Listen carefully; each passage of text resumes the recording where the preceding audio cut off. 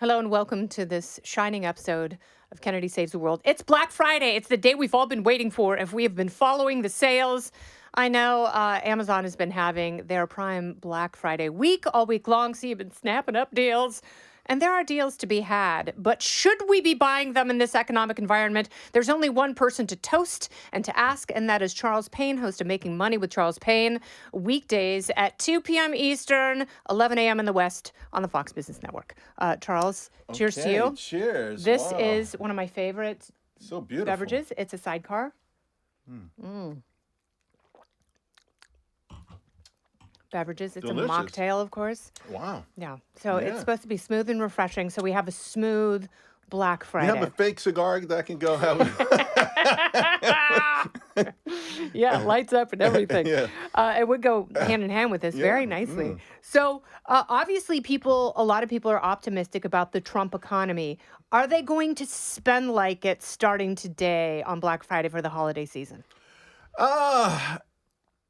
Not really. Okay. Not really. But people are excited. The animal spirits are everywhere. We see it everywhere in all facets of life. But I think a lot of people on the spending side actually looking for the other part of the economy, for their ship to come in. Yeah. And so it's interesting because leading up to all of this, we got a pretty clear picture of what the economy is and what retail is. And it's ironic because it's sort of post-election interviews.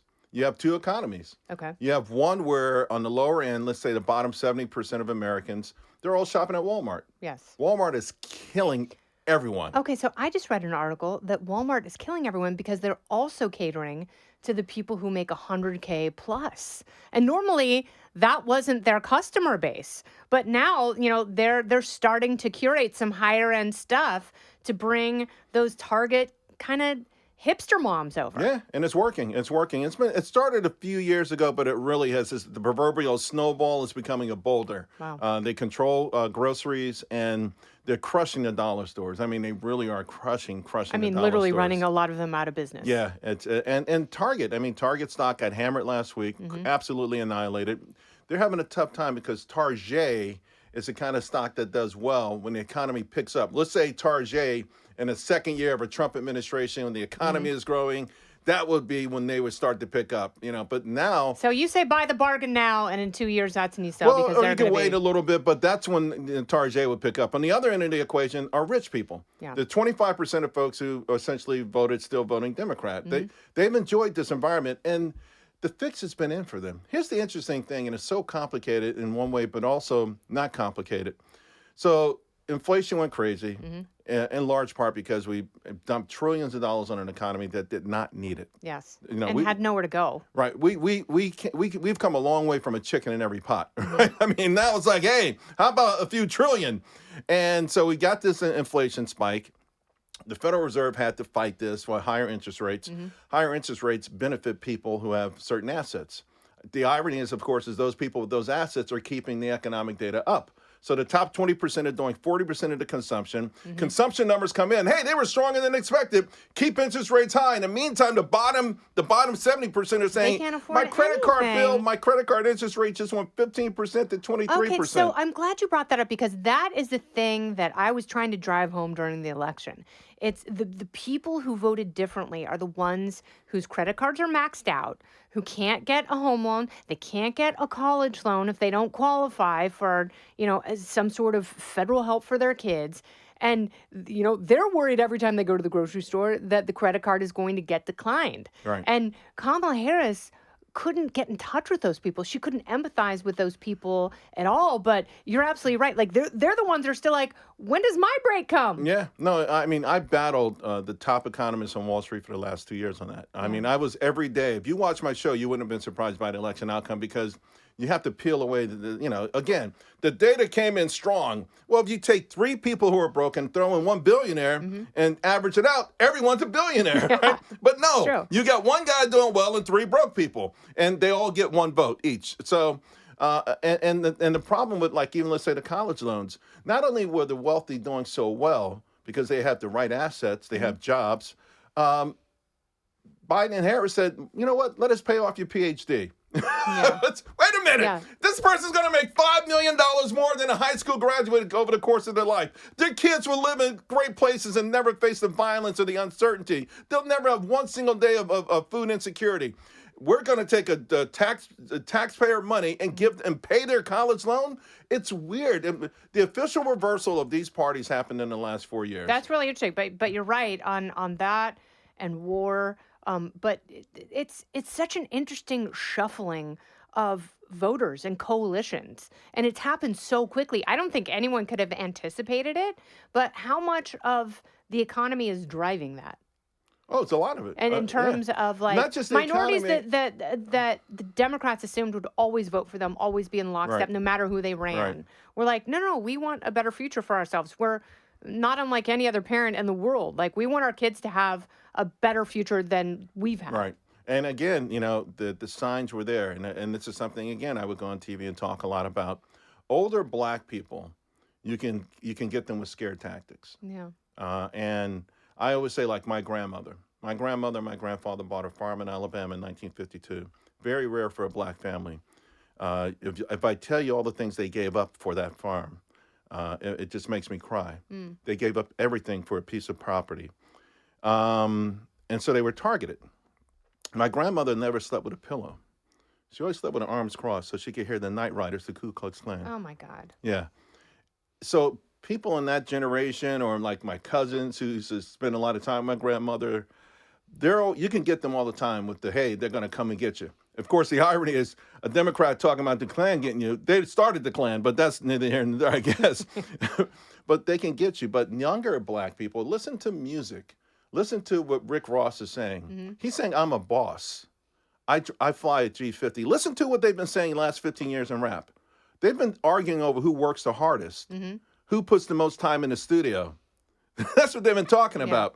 And then they've graduated. It was okay a few years ago if you can get your name on a liquor, like a P. Diddy, making $25 million a year representing a vodka brand. Then they learn, hey, what if we owned it? Yes. So you have the younger folks are saying, we actually do want a piece of the pie.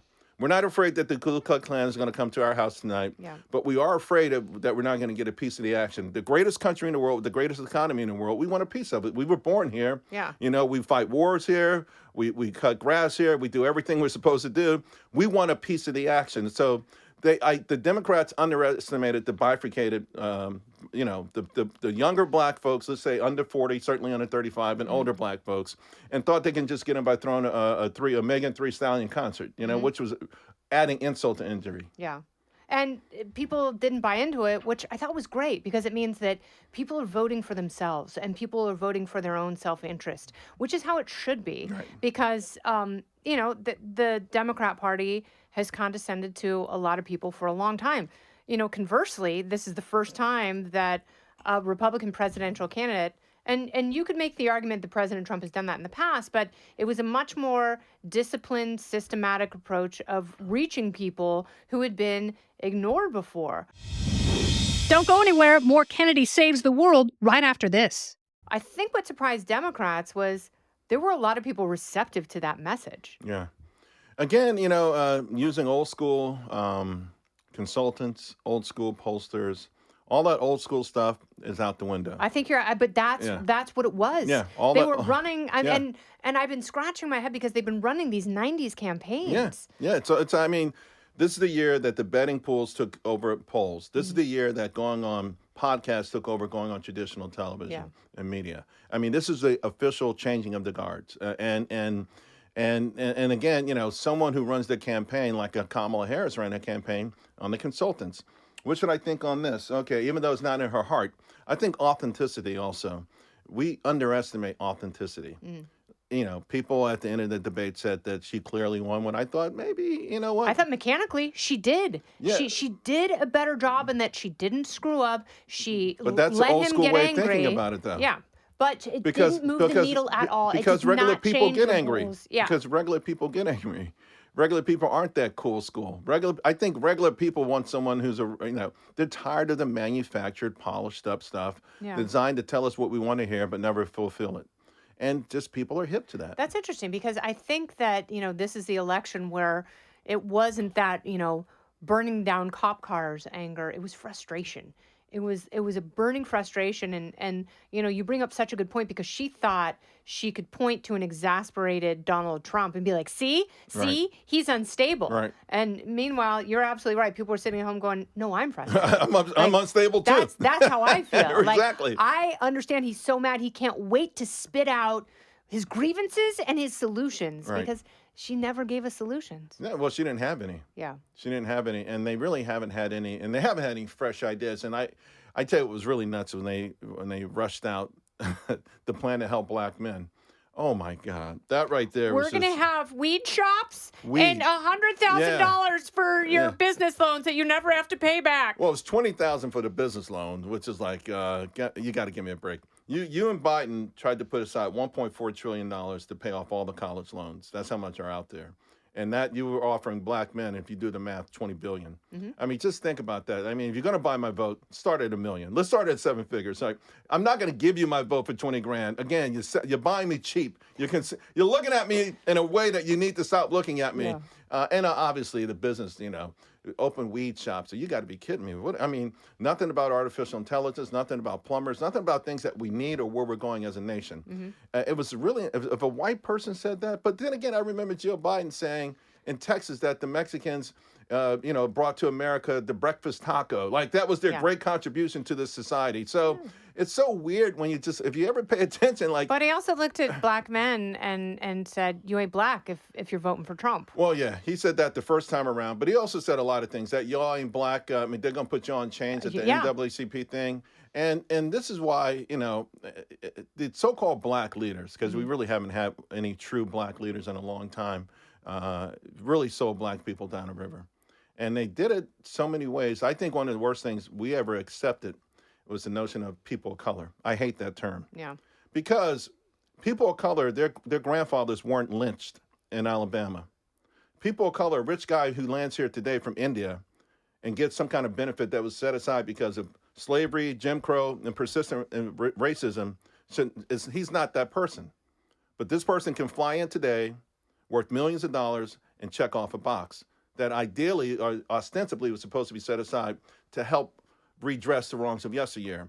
Democrats gave that away. Yeah. They gave all of that away, and they have been selling black people down the river, including black Democrat leaders, for their own selfishness. They've sold us down the river so long, and I'm praying that more and more black people get it.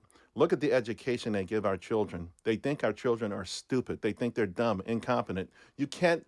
They throw them away. They throw them away into failing schools, and they have no desire to make them better. Well, they're failing schools because they don't choose, because the school could be anything, right? I mean, I think about my mom and the stuff that she knew and the poems she remembered from school and the things.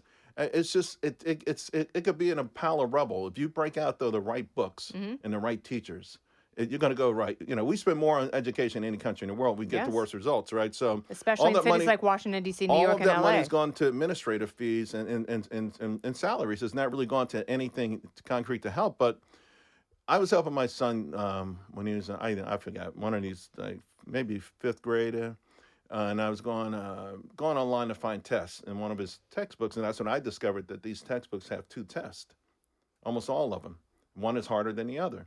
Now, his school, they were giving him the hard test, but he went to like a 98% white school. But you can imagine the schools that gave the weaker test and then graded on some sort of curve system. And so these things, everyone should get a rigorous education in America as we progress into the 4th Industrial Revolution. It should be a promise to our kids. You can consider it tough love. I think if you're opening up the idea of possibilities, first teach everyone how to love knowledge. Love knowledge. I was so blessed that I, as a kid, started to love knowledge. Not a degree, not but learning things. I learn something new every single day. That's my goal when I wake up. So how long was it before, I'm asking this for my own edification because I have teenagers, before you really internalized the messages from your parents and grandparents, before it really struck you what they had been through and it motivated you to succeed, live a better life, but also, I consider what you do, I consider you to be a teacher. Like you are teaching people, you are helping them, and you are showing them a history that you didn't just learn from that, you feel. But how long did it take for you to feel that? That is a great question. I gave a speech at Hillsdale College a few weeks ago, and someone asked a similar question in terms of role models and mentors. And I talked about it was a process. It wasn't an epiphany. It was a process, and it began as an adult. I didn't realize the lessons I was learning from my mother and my grandparents. In fact, it's almost shameful for me to say this, or I feel ashamed, but I used to hate going to visit my grandparents. I mean, they lived in a house without running water. I didn't want to go to the outhouse. They didn't have a real stove. They had that big iron wood stove. You know, my grandmother was one of the original X-Men. She was impervious to fire. I mean, she would just be moving those things like what the? Ah! She's just grabbing embers, like moving them around, like, oh, ah! I'm over here. It's hot, you know. So, and then I remember I would look at my grandfather's shoes, and they were turned up at the toe. It was the only pair of shoes he had. And I mean, why would he buy some new shoes? Like, just how ignorant and young. You're a kid, though, right? And as I became an adult and had to pay bills and had to dream about what I was going to do and have my first kid, the more I, I had to do for my kids, the more I appreciated just how elegant they were. My grandfather didn't use a fork and knife. Yeah. He ate with his hands. Yeah. But he was so elegant. He was so beautiful. They were so strong. Yeah. And so it was really a process, Kennedy, over years that I finally realized that these were my mentors. These were my role models that gave me strength so that I could give my kids strength. That's beautiful. Yeah. It's, and I always tell people, like, talk to your grandparents. Like, trust me, like, no matter what you think you've been through, like, talk to them. Yeah. Ask them about heartbreak. Yep. Ask them about depression. Yep. Like, they've been through it, and they found a way through it. Like, I miss my grandparents. I miss my grandmothers. One of my grandmothers lived to be 100. And Wow. you're absolutely right. Like, what she saw, she was born in 1907, but what she saw throughout her life, just the Just presidents amazing. alone. Yeah, I mean, just it's like amazing. they didn't have cars, they didn't have airplanes, and it's like I think about my mom and my grandparents leaving their farm in Romania, leaving everything behind. And it's like, that hope, that optimism. And we have to keep that alive in our kids. And, it's like complacency is an uphill battle that we fight every day. It is. It's so hard because, we want to give them everything. Yeah. And then I think invariably when we get to a certain level in life, we give them too much. Yep. And then we try to make up for it. And it's hard. It's a hell of a balancing act, though. Yes. It's a hell of Absolutely a right. balancing act. But we got to keep doing it I because it's the know. best job we have. It is. We ultimately we're doing it for them, Yeah. but it's still not easy because of all the things they've got coming at them, Yeah. right? And it's gotten a little harder with like things like social media telling them what you should do, how you should be look. treated, how Yeah. you should look, and that kind of pressure is just like I spend time with my granddaughter, my oldest granddaughter, and one trick I've learned is I don't talk a lot. That's the way I get, I'll let her say what she wants, and then I'll wait, and then she'll ponder what we were talking, and she'll start giving me more. And it's during some unusual, weird peer pressure, because it wasn't before. It's peer pressure like where you lived or your school. Now it's peer pressure from everyone in the whole world, judging you on a daily basis. That's true. I mean, that's what social media is. It's the whole world, and it feels like the whole world looking at you and judging you, and we have to get over that. We'll find, it's like Black Friday. I'm just going to spoil them this year. I'm just going to go out and spend a bunch of money, and hopefully that makes everything better. It does. For how long, we don't know, but it definitely has it's a cure-all for a moment or so. Well, cheers to you, Charles. Cheers. All you've been through, the lessons you've learned, Thank and you. the lessons you give us every day. Thank you very dear. much. And cheers to you. This has been Happy Hour with my friend Charles Payne. It's Kennedy Saves the World. I'm Kennedy.